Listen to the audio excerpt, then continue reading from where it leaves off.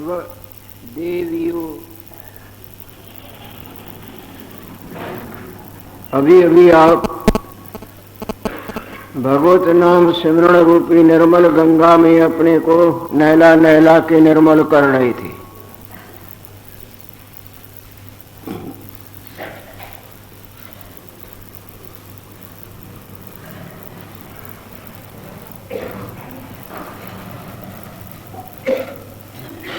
कोई एक संत महाराज इस भक्ति हरि कीर्तन रूपी भक्ति के ऊपर अपने सद्विचारों का प्रसाद देते हुए समझा रहे हैं।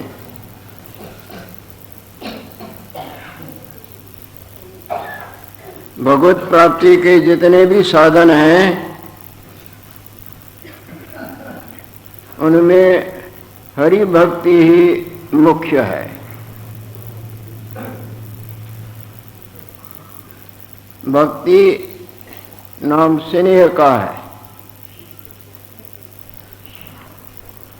शास्त्रों में तो 9 प्रकार के भक्तियों का वर्णन किया गया है न, जिसको नवधा भक्ति कहा जाता है।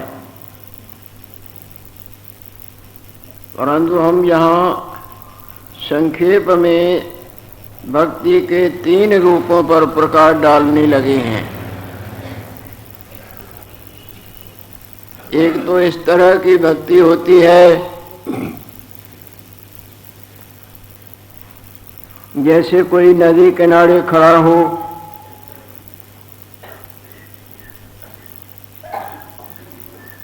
और कोई उसके मन में तरंग उठता है, कोई पत्थर पड़ा है वो उठा के फिर नदी में फेंकता है।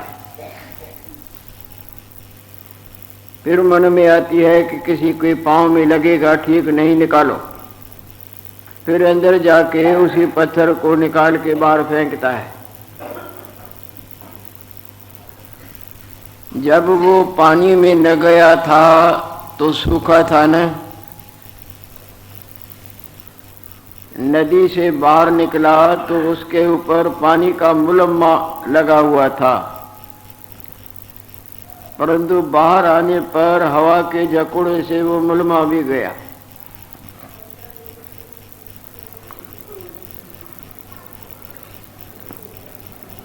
इसी तरह के भक्तों की भक्ति होती है।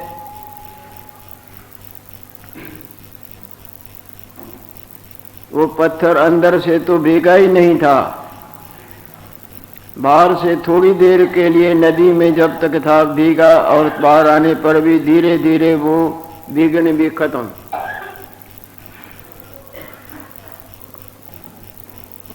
इस तरह के कई भक्त होते हैं जो सत्संग में या किसी और मौके पर हरि कीर्तन या सत्संग में थोड़ा बहुत कीर्तन भजन करेंगे, परंतु जैसे ही उधर से निकले तो फिर पत्थर का मुलम्मा सूख गया ना, जैसे कि तैसे। इनकी ये भक्ति साधारण भक्ति है। विशेष स्नेह संसार से ही जैसे पत्थर जैसे का तैसा रहा, इसी तरह विशेष स्नेह संसार के कार्यों लेने देने तेरे मेरे से ही बना रहता है। इनको बिल्कुल न के तरफ तो नहीं माना जाएगा, क्योंकि थोड़ी देर तो वह भीगते हैं ना। जो बिल्कुल थोड़ी देर भी नहीं भगवत भजन करते, सत्संग में ही नहीं जाते और थोड़ी देर कीर्तन भजन में सम्मिलित नहीं, उनसे तो ये अच्छे हैं। Something is better than nothing. बिल्कुल न करने से थोड़ा बहुत तो किया।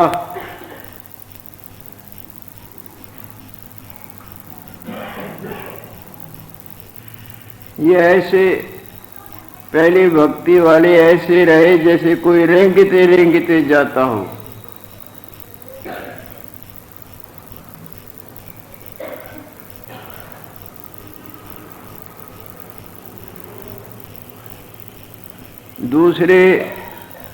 दूसरा फिर उसके मन में, भक्त के मन में कोई दूसरा आदमी वहां आता है, उसको कपड़े की गुड़िया है, वो फिर नदी में उस गुड़िया को फेंक देता है।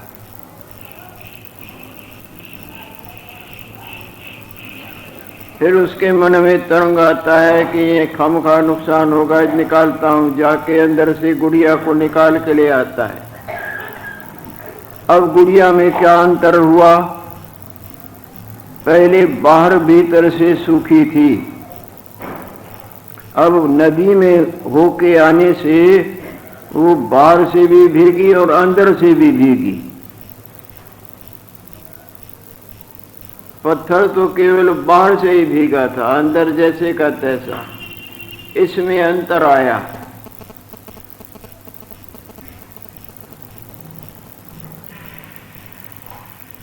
इसी तरह दूसरे भक्तों की भक्ति प्रेम होता है कि बाहर से भी भीगते हैं भगवत स्नेह से और अंदर भी शुभ कर्मों और भजन में जुड़ते हैं। परंतु गुड़ियापने का जो भाव था, गुड़िया बनी हुई थी, इसी तरह वो भिन्न अपना आप माने ही रहते हैं।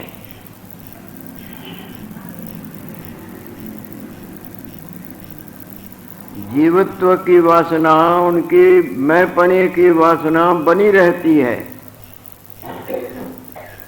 भगवत स्नेह में, पूजा पाठ में, ध्यान भजन में, कीर्तन में वो अंदर और बाहर से मगन भी हो जाते हैं, परंतु अभी अपना आप उनका अलग भगवान से बना रहता है।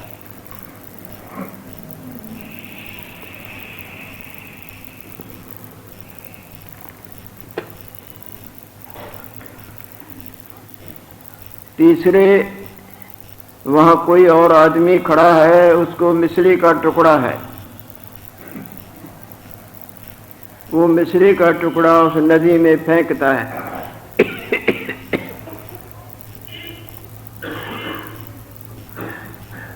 अब फिर उसकी इच्छा होती है कि बाहर निकालें, खामखा गल जाएगा, ऐसे होगा, नष्ट होगा। किसी को अंदर जाता है तो वो मिश्री तो पानी से पानी हो गई, अब उसके हाथ नहीं आती। इसी तरह तीसरे प्राणियों की भक्ति होती है जो भगवत स्नेह में ऐसे मगन हो जाते हैं कि उनकी अलग मैं नहीं रहती है, भगवान ही भगवान बन जाते।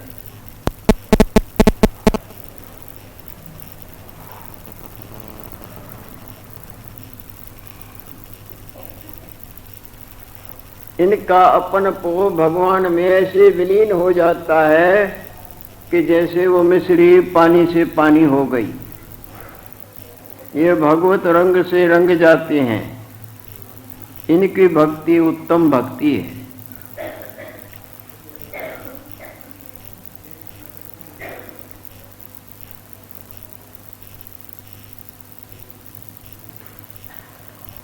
जो इस तरह के भक्ति के गंगा में तल्लीनता पाता है तो जानत तुम्हें हो जाई, वो भगवत रंग से भगवत स्वरूप में विश्रांतिवान हो जाते हैं, जो कि साधनों का मूल साधन है। इस पर एक संत महाराज बोल रहे हैं, जितने भी भगवत प्राप्ति के साधन हैं, उन साधनों में श्री हरि की भक्ति ही उत्तम साधन है। उन साधनों में जो नाम कीर्तन है ना, भगवत नाम सिमरन, जैसे अभी अभी आप भगवत नाम सिमरन रूपी निर्मल गंगा में नहा के अपने को निर्मल कर रहे थे, वो विशेष साधन है। संतों ने तो ऐसे बोला है, नाम जपत मंगल दिश दसम। भगवत नाम सिमरण करने से दसों दिशाएं निर्मल हो जाती हैं, यानी सब प्रकार के दुखों की निवृत्ति।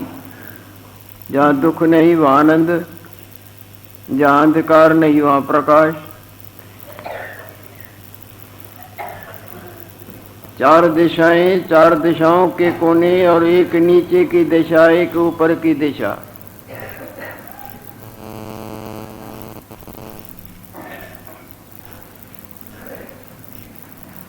नाम सिमरण से चित्त शुद्धि होती है।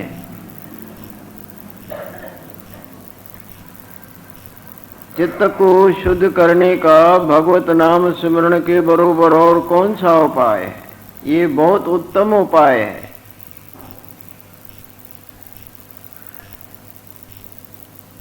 विश्वास करके,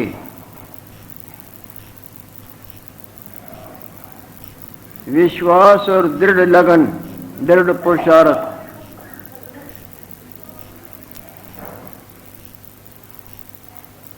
ये नाम सिमरण आगे चल के वास्तव स्वरूप का दर्शन कराते हैं। परंतु लगा रहे। ऐसे कई भक्त हुए हैं जो केवल भगवत नाम सिमरण में, और साधन नहीं, एक सिमरण रूपी साधन जैसे जैसे आता जाएगा वैसे वैसे हृदय की अनंत प्रकार की वासनाओं की मैल निवृत्त हो जाती है और हृदय निर्मल होता है। निर्मल मन जन सो मोहि पावा। जब मन निर्मल होता है तो बोलते हैं वो मेरे को प्राप्त कर लेते हैं। ये तुलसीदास जी महाराज ने भगवत स्वरूप में अभेदता को मानो प्राप्त करके वहां वचन ये उच्चारण किए हैं।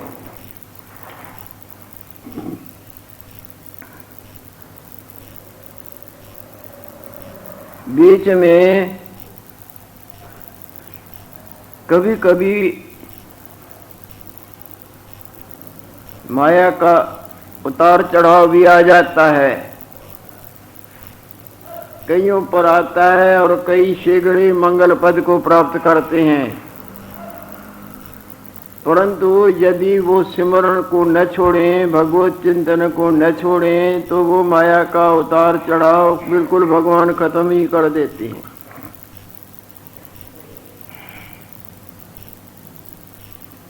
इसी पर हम एक उदाहरण आपके सामने रखने जा रहे हैं, जो किसी देवी ने बोला था कि आगे वाला वो विप्र नारायण का प्रसंग आप सुनाए तो, कि कैसे भगवान माया डाल के माया से जीव का उद्धार करते हैं।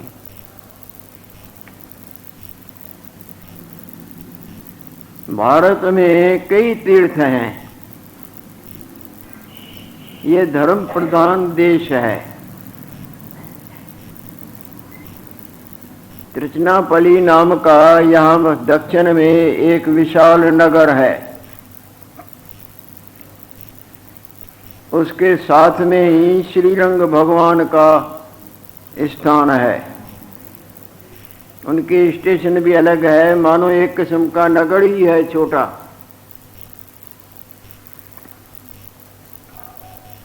वहाँ श्रीरंग भगवान का मंदिर है, जो भारत में इतना बड़ा मंदिर शायद कहीं हो। 7 कोटरों में बना हुआ है और अंदर ही जैसे मंदिर के नगर बसे हुए हैं।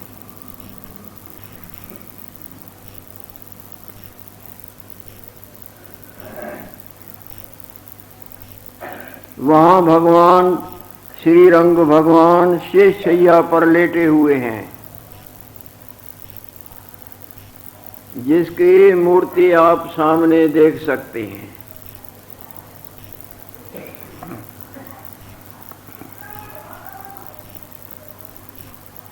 और दूर दूर के यात्री भगवान श्रीरंग के दर्शनों का लाभ लेने के लिए जाते हैं और लाइनें लगी रहती हैं।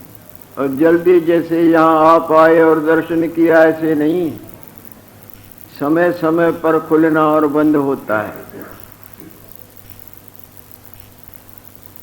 बहुत यात्री होने से वहाँ टिकट लेके भी जाना पड़ता है, पैसे खर्च के।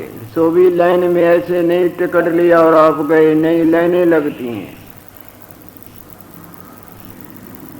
और जब कोई बड़ा उत्सव का समय होता है तब तो क्या कहा जाए, लाखों जीव देखोगे भगवत स्नेही दर्शनों का लाभ लेने के लिए, लाखों। हजारों का काम नहीं।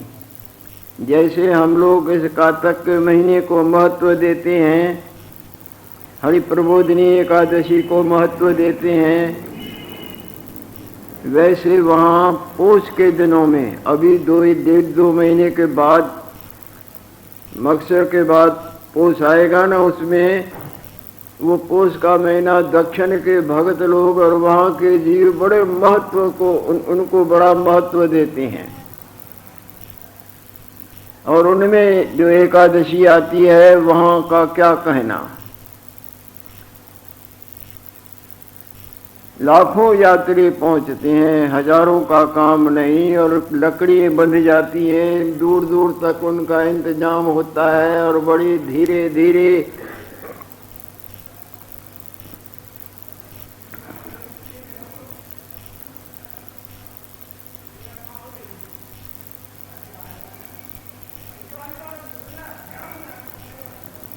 उसको बड़ा महत्व देते हैं उस दिन के दर्शन को। और उस मंदिर में ही एक ऐसा द्वार है जिसको वैकुंठ का द्वार कहते हैं।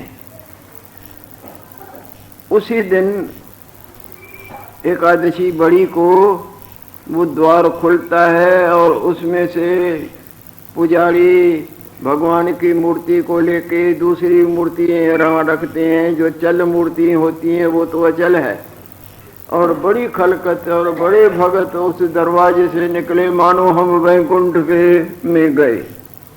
उनकी भावना ऐसी है।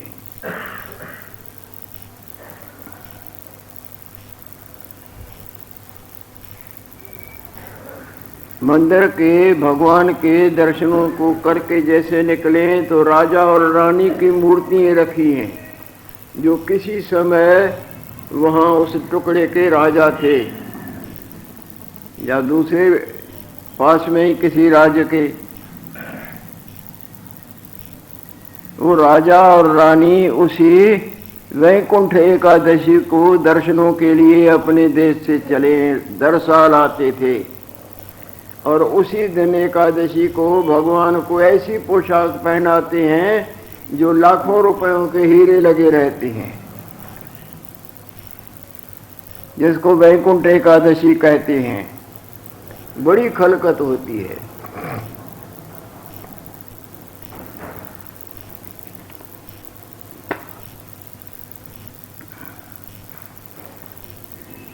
वो राजा रानी अपने देश से भगवान का वैकुंठ एकादशी का दर्शन करने के लिए आए हैं, परंतु ऐसा ही कोई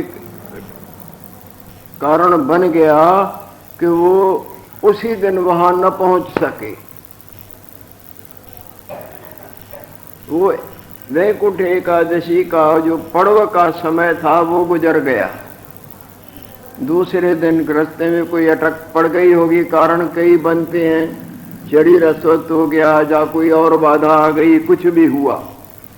वो दर्शन उसी दिन आके करते। उसी दिन दर्शन के लिए आप लोग जाएं तो घंटों खड़े रहना और टिकट भी लेना तो बड़ी मुश्किलताई से। देखो तो कैसे गांव के लोग, नगरों के लोग अपने थोड़ा सा खाने पीने का लिया और वहाँ भगवान के दरवाजे पर बाहर तक लाखों आदमी पड़े रहते हैं, धीरे धीरे उनको दर्शनों का। तो राजा रानी जो न पहुंच सके, वो वैकुंठ एकादशी का दर्शन करना था, वो दिन गुजर गया, दूसरे दिन पहुंचे।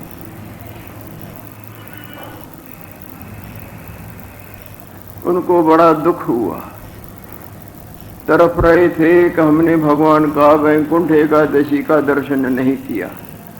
जैसे कुंभ का समय निकल जाए तो पीछे स्नान का महत्व नहीं मानते हैं ना, वैसे तो गंगा का स्नान महत्व वाला है। वैसे तो भले ही भगवान का दर्शन करें, परंतु उस समय वैकुंठ एकादशी के दिन जो दर्शन को करना था वो न किया। तो वो राजा और उसकी पत्नी सारा साल, जब तक दूसरे साल वैकुंठ एकादशी आवे हम दर्शन करें तब अपने घर जाएंगे। और उनकी मूर्तियां वहां स्थापित हैं कि साल भर वो वहां रहे हैं और पश्चाताप करते रहे, भगवान का भजन चिंतन, महाराज से हमसे स्त्री की। जब दूसरे साल वो दिन आया और भगवान का दर्शन किया, तब वापस अपने राज्य को गए हैं।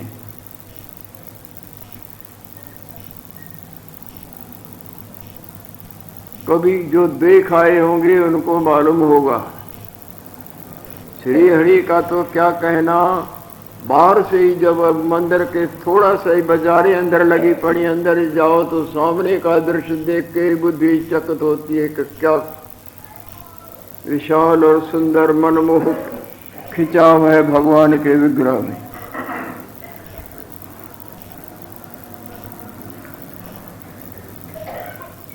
कोई एक भक्त जिसका नाम था विप्र नारायण,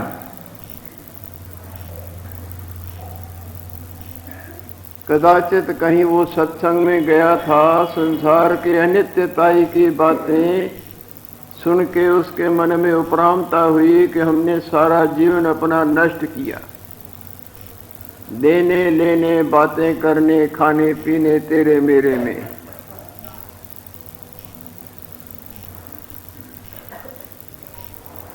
अनित्यानि शरीराणि विभो नैव शाश्वत, नित्यम सन्निहितो मृत्यु कर्तव्यो धर्म संग्रह।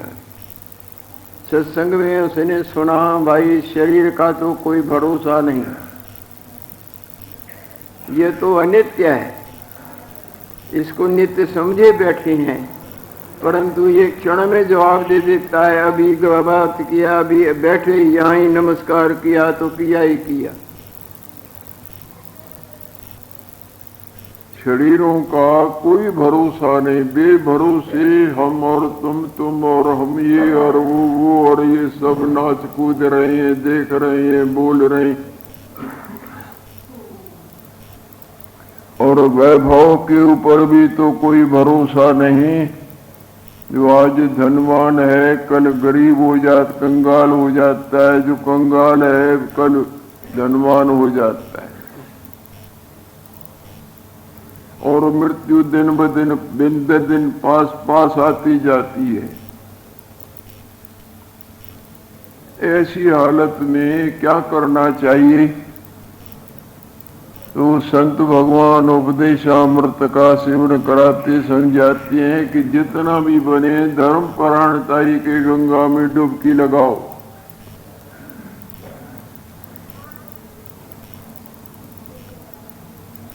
मन करके श्री हरि का ध्यान धरो, परमात्मा का सिमरण करो और उनके आज्ञाओं पालन करो। कहेंगे उनकी आज्ञा क्या है? ये वेद पुराण, ये भगवान के आज्ञा पत्र ही तो हैं कि तुम सत्य, सदाचार, भगवत सिमरण और शुभ कर्मों में और मेरे जाप सिमरण में बढ़ो। तुम्हारा हृदय निर्मल हो जाएगा। और निर्मल मन जन सो मोह पावा, मोह कपट चले। तो मेरे को प्राप्त, भगवान को प्राप्त करना ही मानव जीवन का वास्तव में लक्ष्य है। परंतु ये मोहिनी माया मोहित करके जीवन नष्ट कर देती है, छीन लेती है आयु रूपी संपदा। उसने जब इस तरह के वचन सुने तो उसके मन में उपरामता होती है कि सारा जीवन मैंने किया क्या? देह का ही लालन पालन करते रहे, इसको मलना, धोना, स्नान कराना, सफा करना, बढ़ना, खिलाना पिलाना और इनके खुश करने, इनके रखने में ही जीवन पूंजी मैंने नष्ट की। जबकि ये बेभरोसे है और इससे मिलना कुछ भी नहीं। जो काम करना था वो तो मैंने नहीं किया, व्यर्थ में जीवन नष्ट किया। यात्रा भूल गई और वाहन प्यारा लगा। वाहन यात्रा के लिए था, देह तो आत्म कल्याण करने के लिए मिले थी। आत्म कल्याण तो न किया, देह कोई सजा के न कोई सुंदर और सुख बनाने के कल्याणमयी लीला में लग।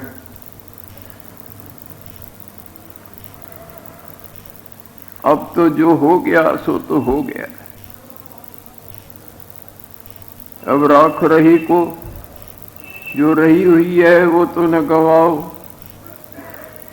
दिन का भूला यदि रात को घर आ जाता है तो उसको भूला नहीं माना जाता है। घर आया, जितनी कुछ सामग्री थी, संपदा थी, सब इकट्ठी की, मकान शकान बेच के अब तो श्री रंग भगवान के पास में जाके रहूंगा और उनका सिमरण चिंतन करके बाकी जीवन उनके ध्यान भजन और सेवा अर्पण करूंगा। सब कुछ भी खत्म करके वहां आता है। उन दिनों की बात है, ये पुरानी बात है। अब तो नगर बस गए हैं ना।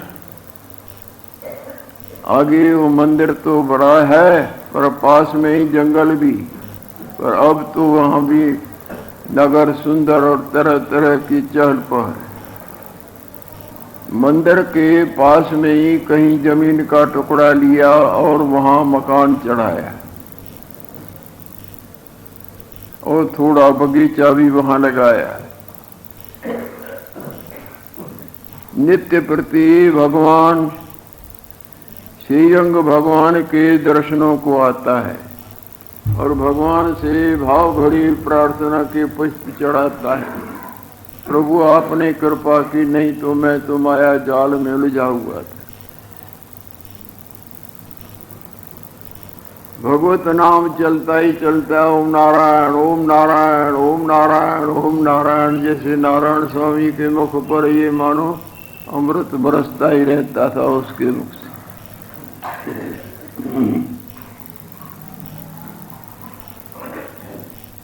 दर्शनों का लाभ लेके फिर अपने स्थान पर आता है। वहां जो पौधे लगा रखे हैं फूलों के और तुलसी के, उनको वो जल देता है और वहां तुलसी जो उत्पन्न होती है और फूल उत्पन्न होते हैं उनको इकट्ठा करके भगवान के लिए हार बनाता है। मुख से तो नारायण नारायण नारायण ओम नारायण नारायण नारायण नारायण ओम नारायण नारायण नारायण, ये मंगलमय शब्द उच्चारण होते ही होते हैं, पर हाथ से भी वो सेवा का कार्य करता है। भगवान के लिए सुंदर वो माला बना के तुलसी और फूलों की जब दर्शन करने आता है तो वो माला भगवान को अर्पण करता है।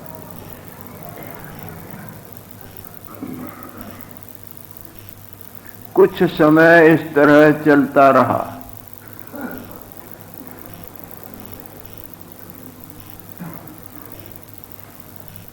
ये माया जाल से निकल तो आया है, परंतु भगवान की ऐसी लीला कि भगवान इसके ऊपर माया का और भार डाल के कैसे माया से निकालते हैं, उसी प्रसंग से आगे के प्रसंग से ये ज्ञात होगा। एक दिन की बात है, ये सायंकाल को जैसे ही मंदिर से हो आया है, हार अर्पण करके भगवान का दर्शन करके,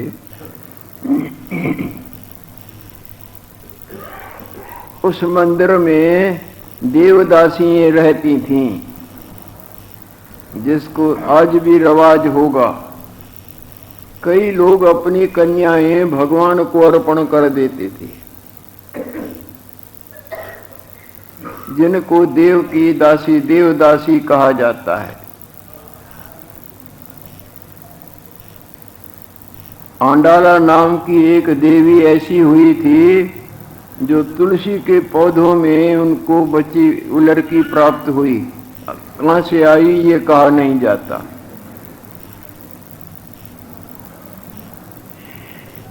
उसके पिता माता ने देखा कि ये कन्या तुलसी, जहां हमारी बहुत तुलसी लगी हुई थी, वहां वो बच्ची को देखा, उन्होंने उठाया और उसका पालन करना चालू किया। उन्होंने संकल्प कर दिया था कि ये तुलसी में से मिली है, ये भगवान के चरणों में अर्पण करेंगे। और उस लड़की को भी कोई कुदरती संस्कार थे भगवत स्नेह के। पिता माता भगवान के पास ले जाते हैं और सारी भी उसको कहानी भी सुनाई कि तुम्हारा जन्म तो यहाँ हमारे से नहीं बल्कि तुलसी के पौधों में, तुम कहाँ से आई भगवान जानता है। हम तुम्हारी सेवा करने पालने वाले माता पिता हैं, बाकी आप अमानत हमारे श्री हरि की हो। तो वो बहुत भजन करती थी। श्रीरंग भगवान को अपना स्वामी पति समझती थी। जब वो बड़ी हुई, सियानी हुई,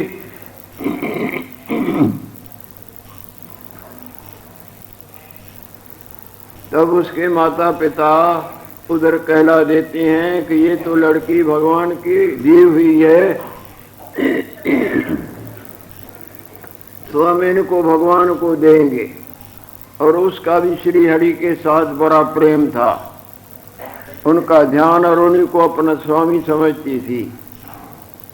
बड़े धूमधाम के साथ जैसे कन्या वाले कन्या को ले जाएं, इसी तरह धूमधाम से उस आंडाला देवी को उनके माता पिता और संबंधी भगवान को देने के लिए आए। उधर पुजारियों को भी पता लगा है कि वो लड़की भगवान को दी हुई है, भगवान की पत्नी है। मंदिर वालों ने भी बड़ा धूमधाम से सजावट और इंतजार, और इधर से उनकी लड़की के जो पालने वाले माता पिता वो साथ लिए आ रहे हैं। वहाँ रिवाज है,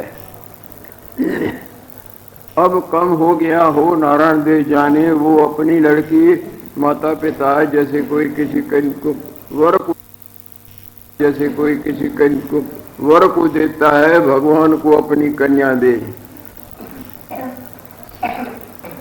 बड़े धूमधाम से विद्वताई से पाठ हो रही हैं। जैसे ही वो मंदिर में आते हैं, मंदिर में आते आते वो लड़की आगे करके भगवान के चरणों में प्रार्थना दूर से ही करते आते हैं, महाराज ये आपकी चीज है, ये इस तरह से उत्पन्न हुई और इस तरह से इसका आपसे स्नेह है, और हमने भी मान लिया है कि आपकी पत्नी है, ये अपनी अमानत संभाल। धूमधाम से बैंड बाजे बजते इधर उधर से जैसे शादियों में करती हैं। जैसे ही वो लड़की आगे आती उसको स्वीकार कर लिया। जिसको अंडाला देवी कहा जाए, नाम था अंडाला देवी, उसका मंदिर बना हुआ है। वो भगवान के श्री विग्रह में ऐसे गुम गई जैसे देखते देखते प्रकाश में मिल जाए। सबके सामने सामने वो भगवान के साथ में मानो एक हो गई। जिसको वहाँ प्रसिद्ध बातें हैं, तो वहाँ इस तरह से रिवाज है। उस विप्र नारायण का प्रसंग चल रहा था।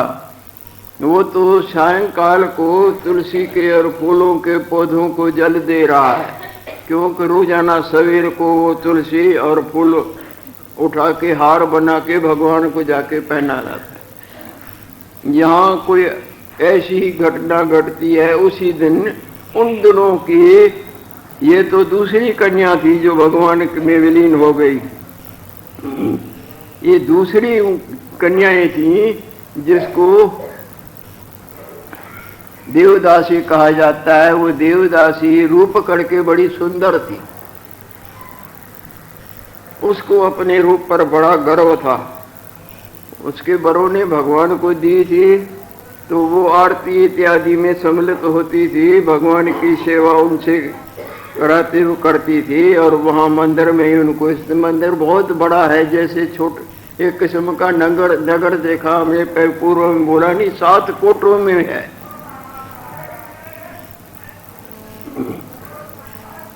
वो वहाँ रहती थी। आज अचानक की बात है, वो देवदासी अपने बहन के साथ सायंकाल का समय है, घूमते घामते विप्र नारायण के बगीचे में पहुंच जाती है। विप्र नारायण तो नारायण देव का स्मरण करते, पौधों को जल देते घूमता है। ये अपने बहन के साथ जैसे ही वहां पहुंचती है तो वहां क्या लीला होती है और किस तरह से भक्त के ऊपर भगवान माया डालते हैं और कैसे फिर माया से उसका उद्धार करते हैं, वो प्रसाद आप आगे ही पाने की इच्छा करें, क्योंकि यहाँ डंडा बोलता है हरि सिमरन के विशेष गंगा में डुबकी लगाओ।